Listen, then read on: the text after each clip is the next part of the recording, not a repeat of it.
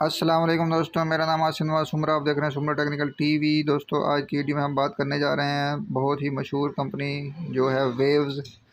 Waves बहुत अच्छी company है, लेकिन इन्होंने बहुत ही बड़ी गलती कर दी, बहुत ही मिस्टेक कर दी, जिसकी वजह से इनका बेचारों का बहुत नुकसान हुआ। यानी कि ये ग्लास डोर है और तकरीबन 1 साल भी नहीं चली, इसका वेपरेटर दोस्तों लीक हो चुका। लीक होने की वजह क्या है उस बारे में डिस्कस करते हैं। ये आपको सामने नज़र आ रहा है, अंदर जो है ज्वाइंट इन्होंने डोर स्विच के और आपस में इधर कोई ज्वाइंट इन्होंने मिला दिए, बजाय इसके के नीचे कहीं ले जाते।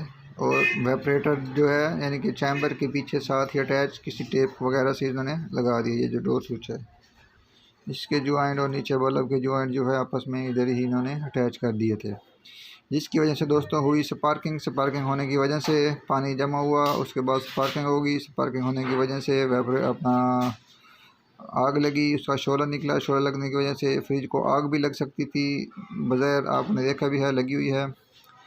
तो एक ये मिस्टेक की। दूसरी देखें, ये नीचे छत वाली साइड पे इन्होंने जो है अपना थर्मोस्टेट और बल्ब का कनेक्शन कर दिया।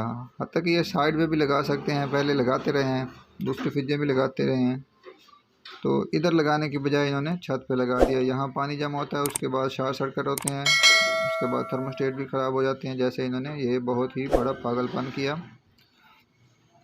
और ये डोर स्विच भी इधर सामने लगाने की बजाय इधर साइड पे लगा सकते थे नीचे।